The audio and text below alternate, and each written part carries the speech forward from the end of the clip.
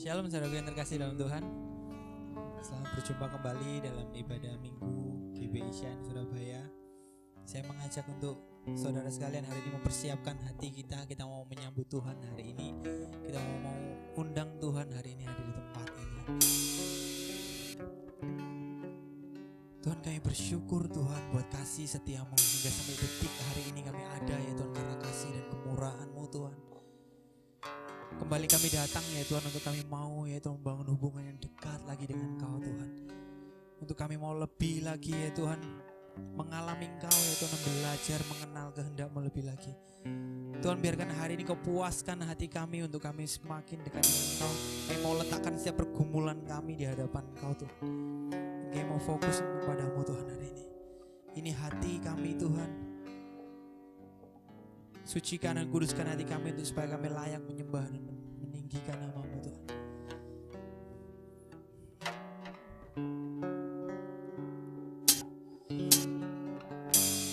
Kami mau punya hati yang terus menyembah Engkau Tuhan. Kami mau punya hati yang terus taat dengan Engkau Tuhan. Ku datang Tuhan, temukan wajah-Mu dengan hatiku. Hanya cinta kami Tuhan, hanya rasa cinta kepadaku yang menarikku dekat padamu. Saya undang untuk jemaat untuk dipanggil berdiri, kita pujikan bersama-sama. Datang Tuhan, temukan wajah-Mu dengan hati.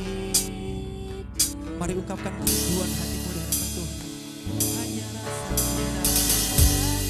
cinta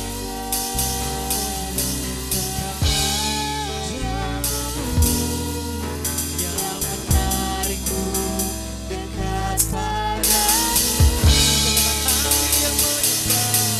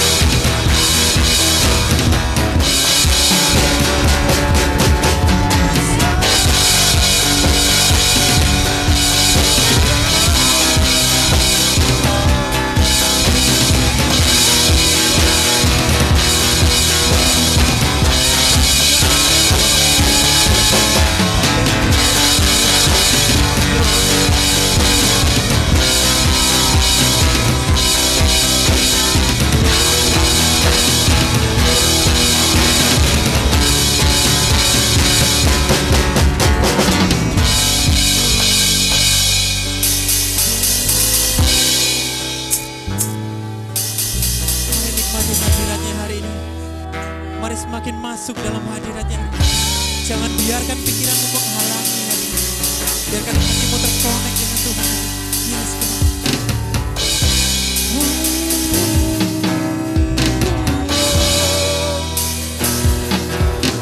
Ucapan syukur kami meluap Tuhan.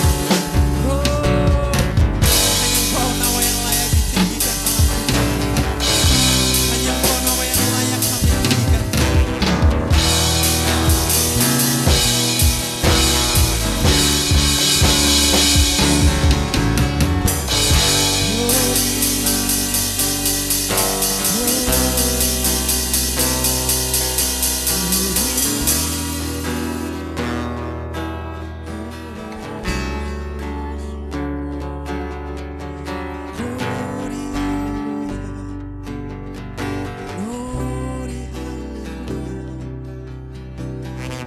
Kami gak mau beranjak ya Tuhan dari tempat terindah di mana kami mengalami perjumpaan dengan Kau. Kiranya kami menikmati hadirat. Kami tahu ya Tuhan, akhir-akhir ini mungkin kami punya masalah yang begitu besar. Tapi kami juga tahu kalau Allah kami lebih besar dari segalanya.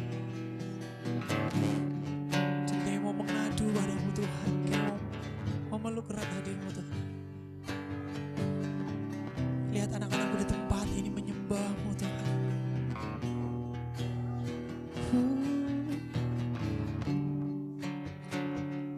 Hati yang menyembah, katakan dengan kesungguhan hatimu.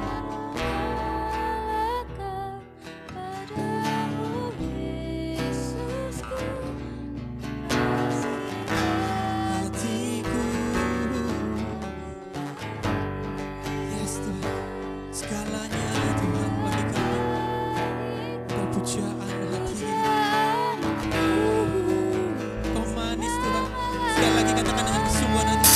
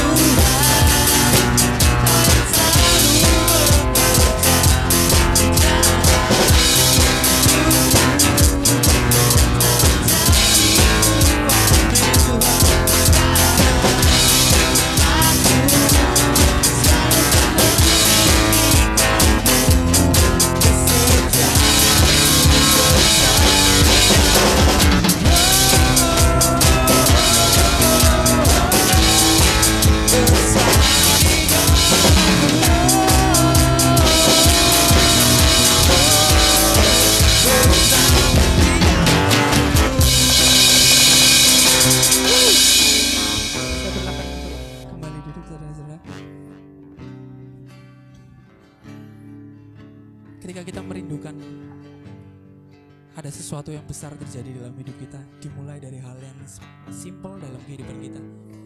Kita hanya cukup membuka hati kita dan katakan, Tuhan, aku mau untuk kau bentuk lebih lagi. Tuhan, aku mau untuk kau proses lebih lagi. Dan hari kita mau sepakat sama-sama katakan bahwa mari bentuk kami Tuhan sebagai anak-anak-Mu. Kami mau jadi pribadi yang semakin mengasihi Engkau Tuhan. Kami mau jadi pribadi yang semakin mencintai Engkau Tuhan. Pribadi yang dekat dengan Engkau Tuhan.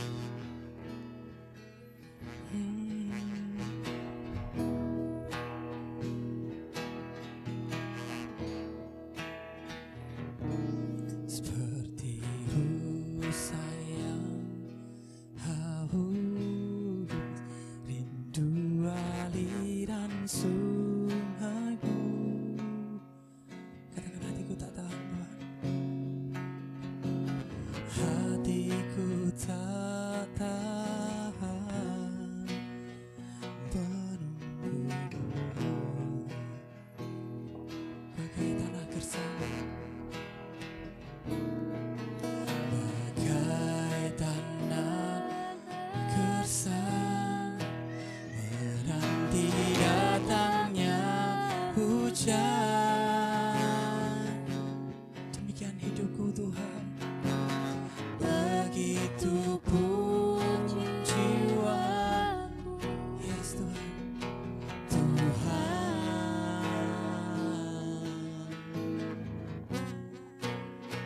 hanya Engkau,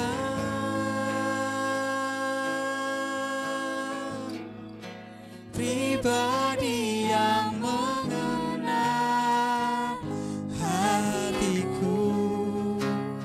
Tiada yang tersembunyi bagimu.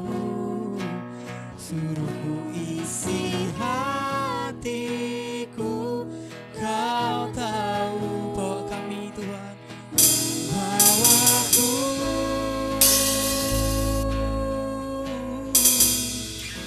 untuk lebih dekat lagi padamu. Tinggal dalam indahnya dekapan kasih-Mu. Kayak mau seperti rusa yang haus akan hadir-Mu Tuhan.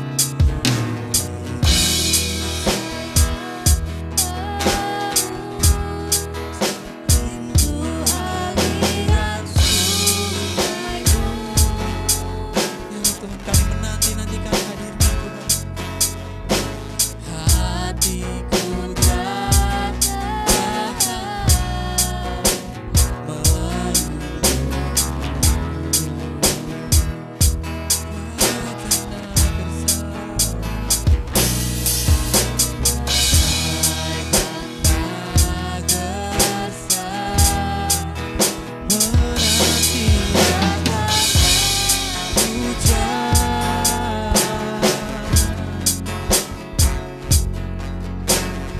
Begitu pun jiwaku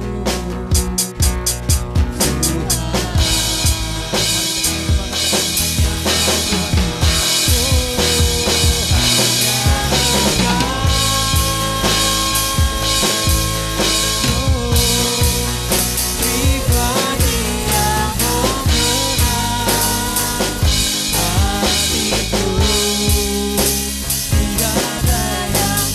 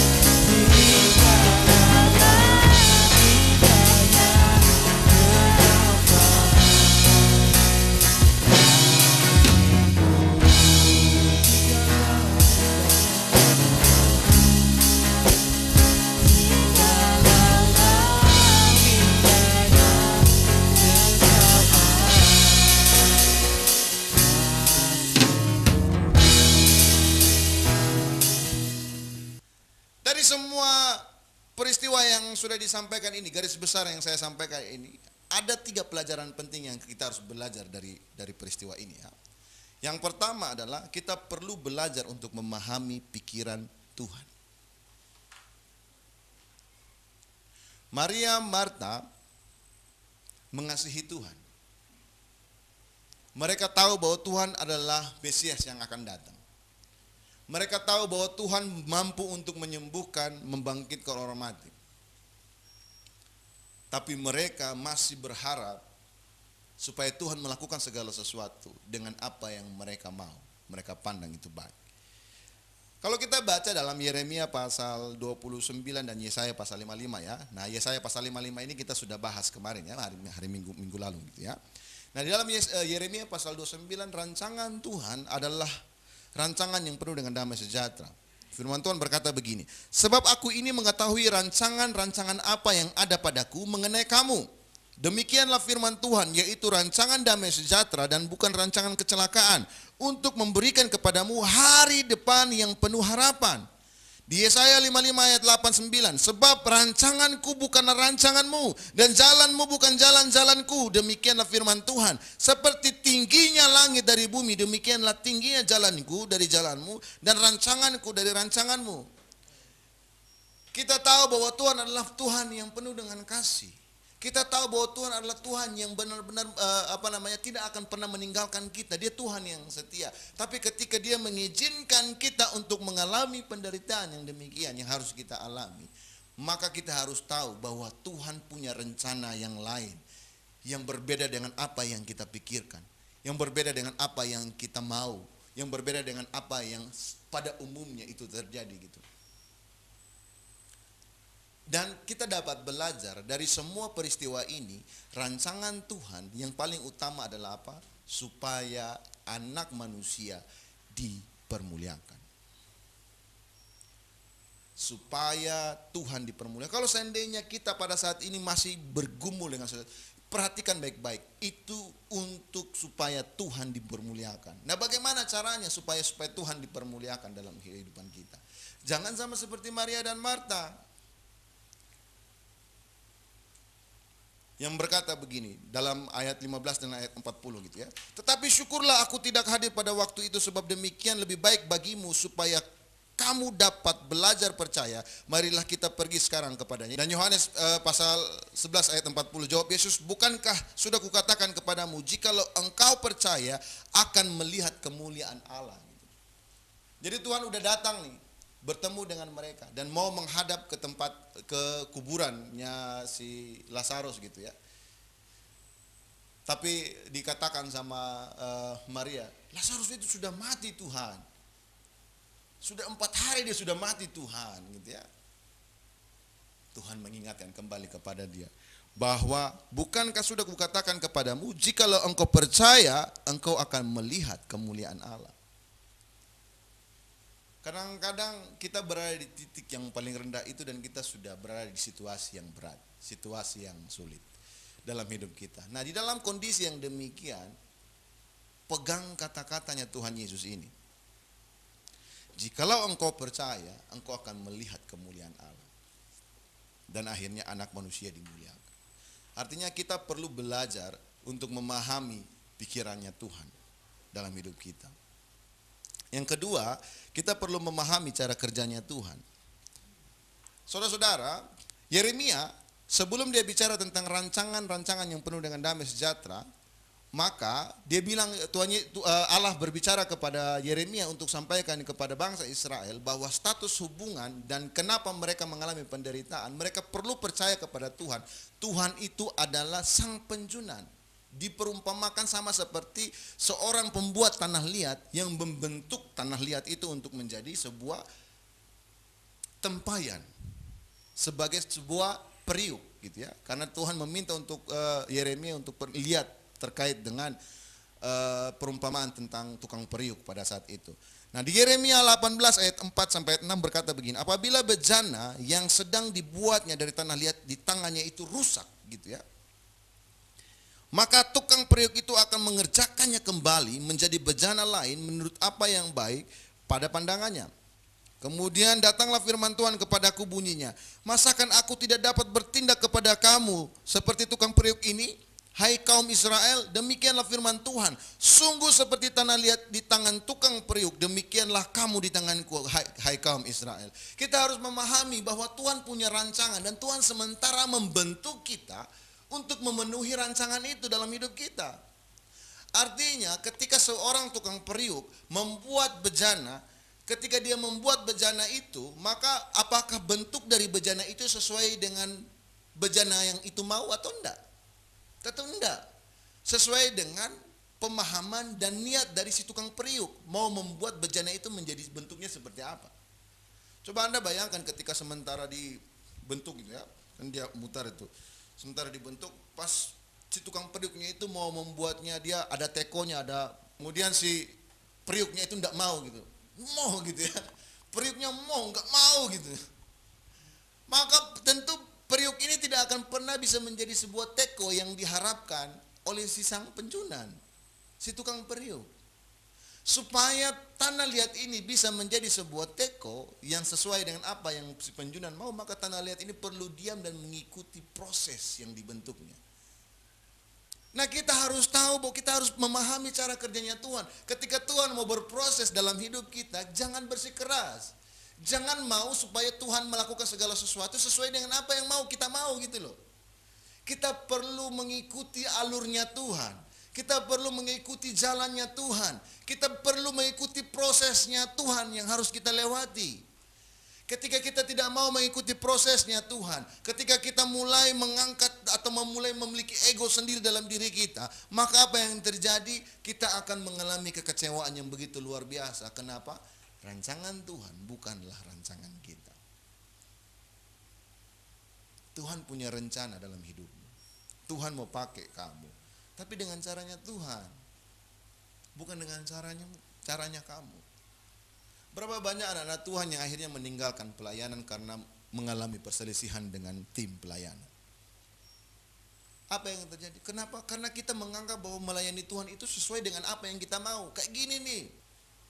Anda salah. Ini bukan terkait dengan skillmu, dan bukan. Ini terkait dengan apakah nama Tuhan dipermuliakan dengan pelayananmu, enggak. Ini terkait dengan apakah Tuhan dimuliakan atau tidak.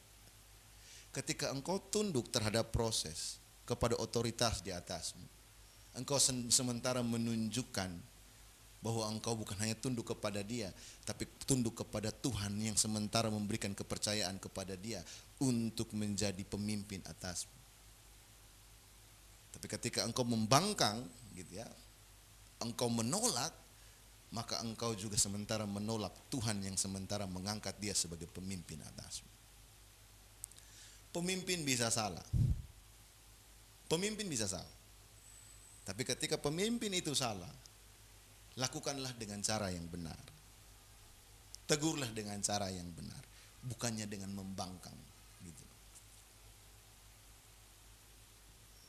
Ini yang bisa kita pelajari. Kalau Tuhan mau bentuk kita, ikutin alurnya Tuhan, prosesnya Tuhan. Maka kita akan dibentuk sesuai dengan bejana yang sudah diharapkan itu terjadi.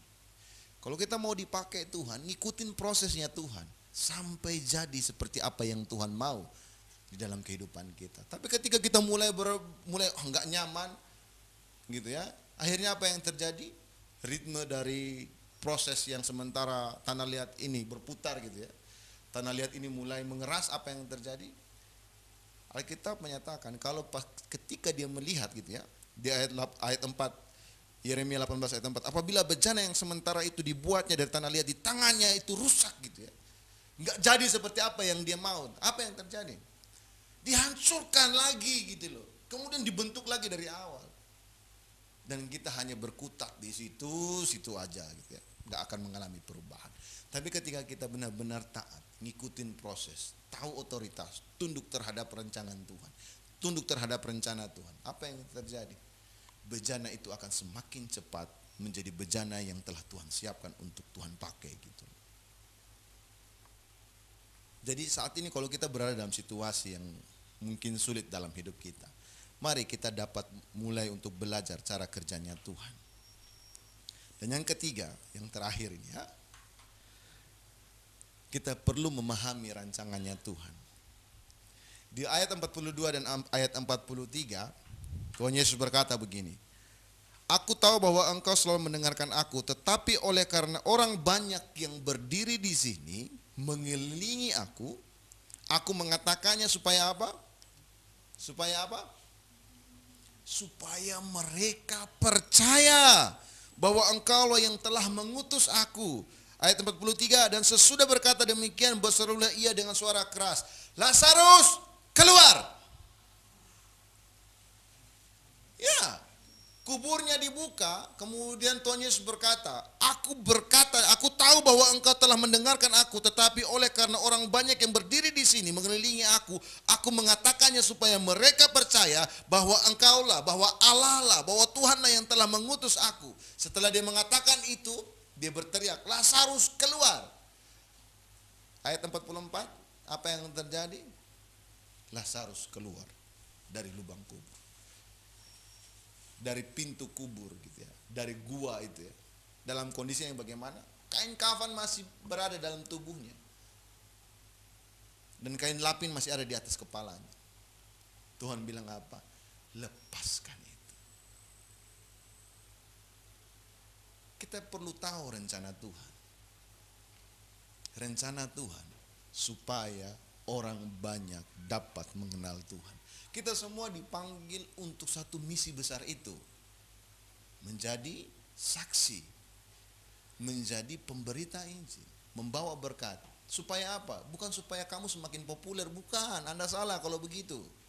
Supaya kamu punya banyak pengikut. Salah. Supaya kamu semakin keren. Salah. Supaya Tuhan dipermuliakan. Supaya lebih banyak orang dapat mengenal Tuhan. Nggak ada faedahnya Anda pelayanan tapi orang nggak kenal Tuhan, tapi orang kenal Anda gitu loh. Harusnya ketika engkau melayani orang mengenal Tuhan, bukan mengenal Anda. Artinya begini, kita kembali kepada motivasi kita sebagai orang percaya. Ketika kita berada di tengah-tengah banyak orang, baik di tempat lingkungan pekerjaan, lingkungan pelayanan, lingkungan sekolah, bahkan di tengah-tengah keluarga kita pun sekalipun. Ingat apa yang Yesus katakan ini.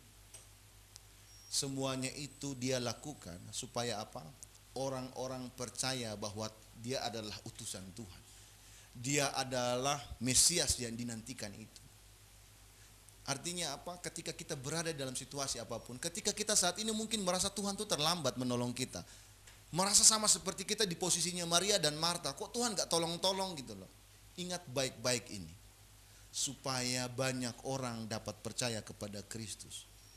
Tuhan tidak pernah terlambat. Pertanyaannya adalah, apakah kita mengerti rencananya atau tidak? Kalau kita mengerti rencananya, maka kita akan mengikuti alurnya. Sama seperti murid-murid. Ketika Tuhan ajak pergi ke Bitania. Pergi ke sana. Mereka ngikutin aja Tuhan, jalan gitu ya, pergi ke sana. Bahkan ada yang menasihati Tuhan, Tuhan, kan kok di sana kan orang mau melempar Tuhan dengan batu. Oh, ada yang mau membunuh Tuhan, terancam loh Tuhan. Mereka mengingatkan Tuhan Yesus begitu. Tapi Tuhan Yesus bilang, enggak apa-apa, ayo kita pergi. Yo, gitu ya. Akhirnya mereka ngikut. Thomas yang disebut dengan Didimus mengajak yang lain, ayo kita berangkat. Gitu. Padahal tahu di sana nanti ada ancaman mereka akan dibunuh gitu. Tapi Tuhan bilang, ayo kita pergi. Ayo berangkat gitu ya. Dan mereka pergi ke sana walaupun ada ancaman. Tapi ketika mereka ngikutin Tuhan, apa yang terjadi? Mereka melihat mujizat yang luar biasa. Orang yang mati 4 hari bisa bangkit berjalan itu. Gitu ya.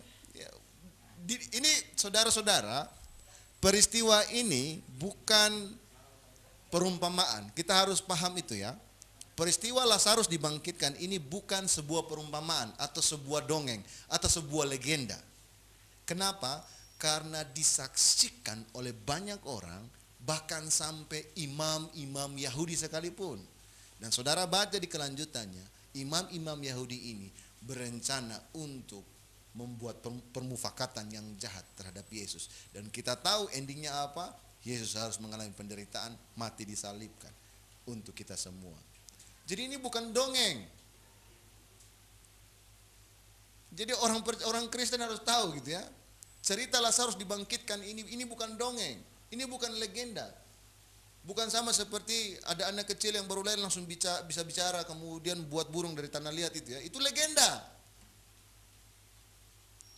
Itu cerita legenda. Tetapi peristiwa ini bukan legenda karena disaksikan oleh ribuan pasang mata dan juga pemangku-pemangku jabatan di dalam Mahkamah Agama pada saat itu. Jadi, peristiwa apapun yang ada dalam hidup kita tentu akan membawa supaya nama Tuhan dipermuliakan. Sekali lagi, saya ingin bertanya kepada kita semua. Sudahkah kita hidup di dalam rancangan Allah atau tidak? Kita harus hidup di dalam rencana Allah dalam kehidupan kita. Kita dapat melihat bahwa pada saat itu Marta dan Maria tidak dapat melihat rencana Tuhan dalam hidup mereka. Mereka hanya dapat melihat rencana mereka sendiri, yaitu apa? Kesembuhan kakaknya. Namun Tuhan memiliki rancangan yang lain, yaitu membangkitkan Lazarus dari kematian. Tujuannya supaya apa? Supaya banyak orang dipermuliakan. Maria dan Marta hanya mau Lazarus sembuh. Tapi Tuhan mau melalui kebangkitannya Lazarus. Lazarus bukan hanya cuma sembuh, tapi Lazarus mengalami mujizat yang luar biasa. Dan banyak orang mendengar, melihat, percaya kepada Kristus. Begitu pula dengan kehidupan kita. Mari kita belajar supaya kita tidak sama seperti Maria dan Marta. Kita belajar untuk yang pertama memahami pikirannya Tuhan. Kita belajar memahami cara kerjanya Tuhan dalam hidup kita. Dan kemudian kita belajar untuk memahami rancangan Tuhan dalam hidup kita.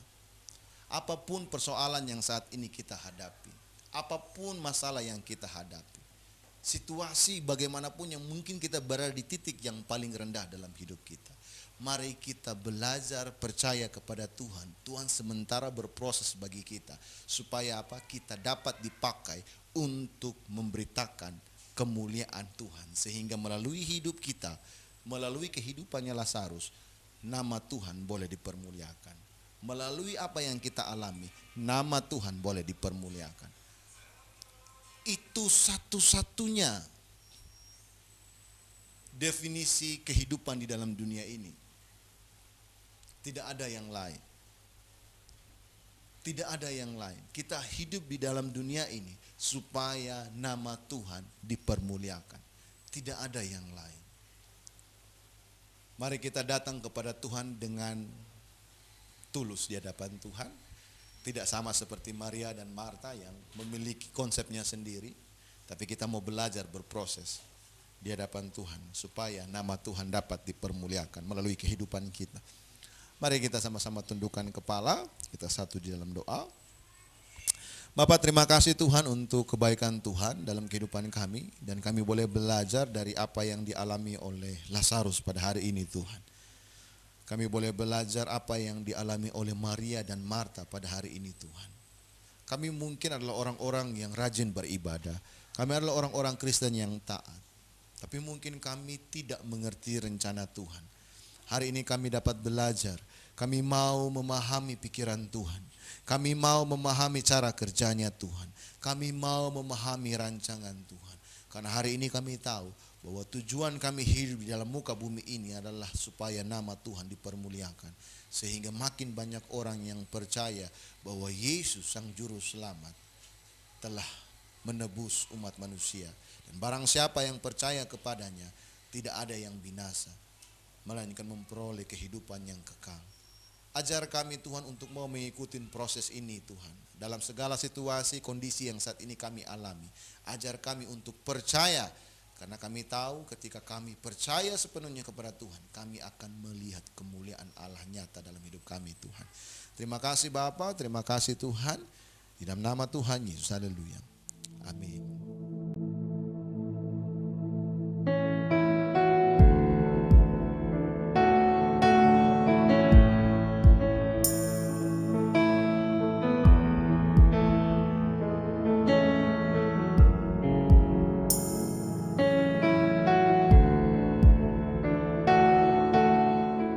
Shalom jemaat yang dikasihi Tuhan, selamat hari Minggu. Kami mengucapkan selamat datang dan selamat bergabung kepada jemaat Tuhan yang baru pertama kali ikut beribadah bersama kami di Shine Surabaya. Nah, kita akan mendengarkan warta sepekan karena berhubung masih harus mengikuti protokol kesehatan sehingga beberapa kegiatan harus kita batasi. Yang pertama, untuk persekutuan doa tetap akan dilakukan pada hari Sabtu jam 7 malam di Shine Center. Kemudian untuk minggu depan kami tetap mengundang jemaat Tuhan untuk beribadah bersama dengan kami. Nah, jika jemaat Tuhan ingin beribadah secara langsung dapat mengikuti ibadah yang pertama di Shine Center pada pukul 10 pagi. Tetapi jika jemaat Tuhan memiliki halangan atau tidak dapat beribadah secara langsung, tetap kami mengundang jemaat untuk beribadah secara online melalui kanal YouTube Shine Surabaya. Lalu untuk persembahan, jemaat dapat mentransfernya ke rekening gereja yang tertera di layar.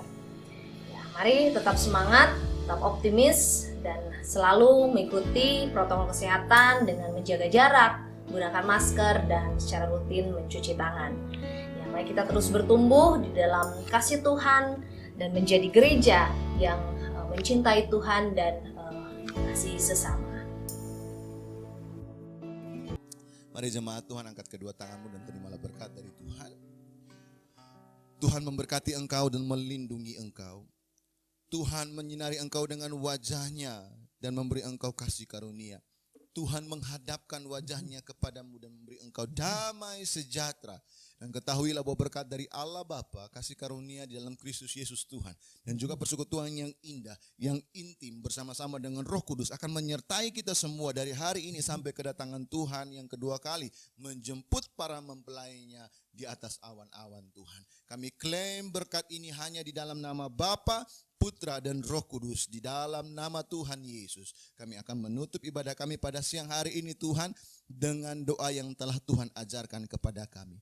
Bapa kami yang di surga, dikuduskanlah namamu, datanglah kerajaanmu, jadilah kehendakmu di bumi seperti di surga. Berikanlah kami pada hari ini makanan kami yang secukupnya, dan ampunilah kami akan kesalahan kami seperti kami juga mengampuni orang yang bersalah kepada kami. Dan janganlah bawa kami ke dalam pencobaan, tetapi lepaskanlah kami daripada yang jahat, karena Engkaulah yang punya kerajaan, kuasa dan kemuliaan sampai selama-lamanya. Amin. Oke, silakan duduk kembali dan saya berikan kesempatan bagi kita semua untuk mengambil waktu teduh di hadapan Tuhan. Selamat hari Minggu, Tuhan Yesus memberkati.